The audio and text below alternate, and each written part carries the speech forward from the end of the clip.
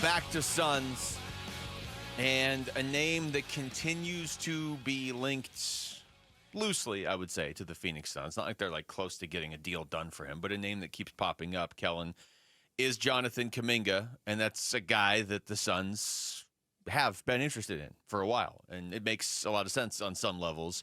Let's just start here. What is, in your mind, I'll play this cut from Gambo too, but I want to get your thoughts on it first. Just the realistic chances they would even be able to go out and get Kuminga, because it's not like they are overflowing with trade assets right now. I don't know, Luke, honestly, because I don't understand what his trade value is. It's a tough one to figure out. Because when the reporting came out from Jake Fisher and like his the league-wide gossip essentially was that like the Suns wouldn't have the draft pick capital, and I was like, Jonathan Kuminga's going for a lot of draft pick capital? Like I like the potential of Jonathan Kuminga, and what's going to come up in this conversation for me a lot is like I like the theory of getting someone like Jonathan Kuminga. I just don't think that it is like the best fit here. It is kind of a similar-ish situation to Jalen Green a little bit, where you're the second team for a guy. You're the one paying him to figure out if he can untap his upside a bit. He's a score-first player, and that is why it has always been difficult for him to work it out in Golden State. Look, you can have your opinions about the Warriors and their dynasty or whatever. Steve Kerr appears to know what he is doing. Seems like he has a decent grasp on it. Seems like he is one of the best head coaches that we've seen in the NBA in quite a long time.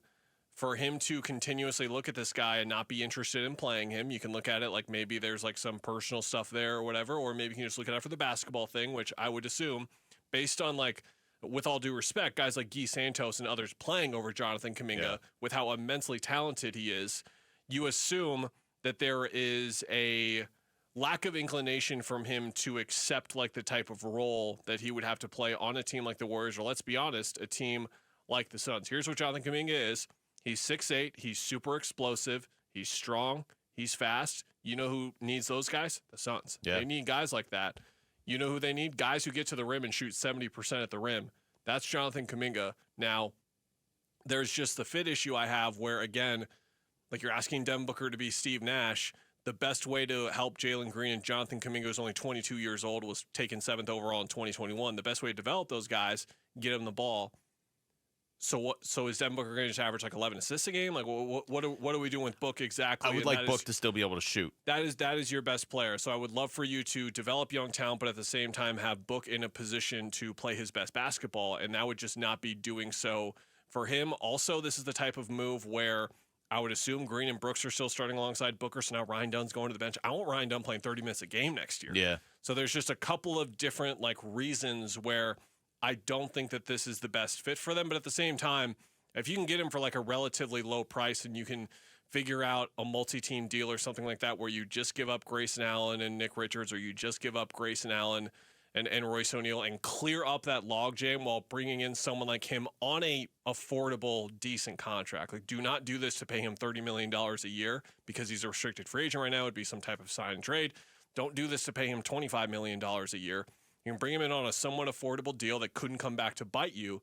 Then yeah, but I have added a lot of qualifiers already, which means that I don't really agree with this and think it should happen. Yeah, and so, I mean, the last part you said there too, where if you could move off of Grayson Allen and or Royce O'Neal or whatever and bring him in, then that's giving you two potential ways you win the trade, because you're clearing out a lot of cap space. Now, to your point, if you turn around and spend it all on Jonathan Kuminga, you're paying for potential, which is dicey. I mean, that's a risky move. When you say it might not be the best fit, though, it sounds like you're saying specifically Kuminga, not the concept of going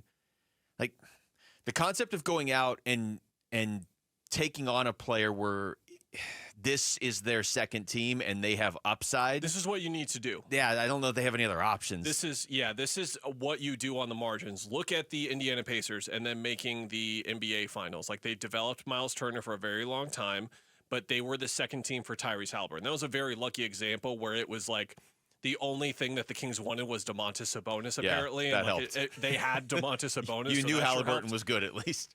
Neesmith was just like a throw-in in the Malcolm Brogdon deal, and he turns out to just be this awesome rotation caliber, starting caliber wing. Nembhard is the guy that you take at the beginning of the second round. TJ McConnell is a guy who just kind of bounced around. You found him and got him in the role and playing the best basketball of his career.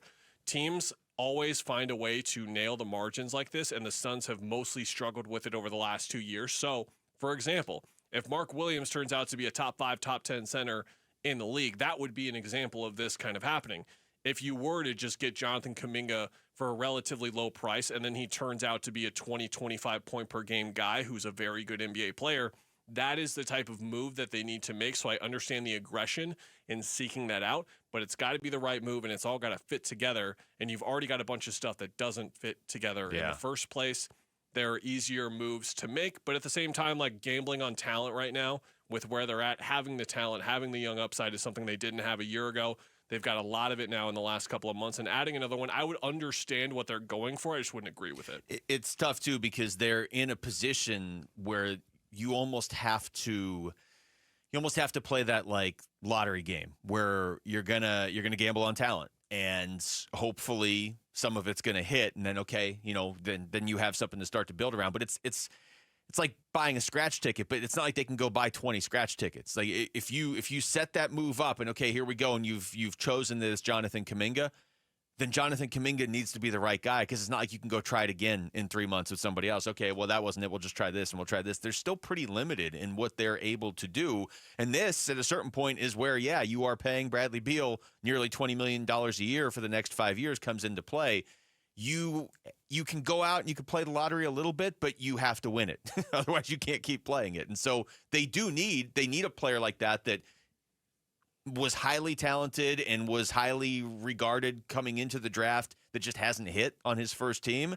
It's just, you better make sure you get the right one. Yeah, but if you got him for the price that we're talking about, where it's just like 2 of your rotation caliber players who you don't really have a role for, it is the type of situation I talk about a lot, where how many other teams in the league are looking to pay Jonathan Kuminga and give him a role, and can you take advantage of the lack of a market for him for a guy that is incredibly talented? Like, there is like a narrow sort of threading the needle situation here, where if you don't have to give up too much to get him, I actually would like the move, but it all depends on the price. The good news here is we kind of know what the price is going to be, because they only have a second-round pick left to trade, and that's it. They don't really have anything else in terms of first-rounders that they can trade right now, at least. And you look up and down their roster, like, this isn't the type of move to include any of your young players, and you shouldn't include your young players really in any of the moves that you're making. At this point, keep the young players. Unless you're getting someone who is like seriously on the up and up, and I don't know if Kuminga's in that position right now. Here's Gambo on Burns and Gambo yesterday talking about the possibility of Jonathan Kuminga being a member of the Phoenix Suns. The other thing that's interesting that's out there is the Kuminga thing. Now, I don't think it's going to happen. I still think it's likely not going to happen.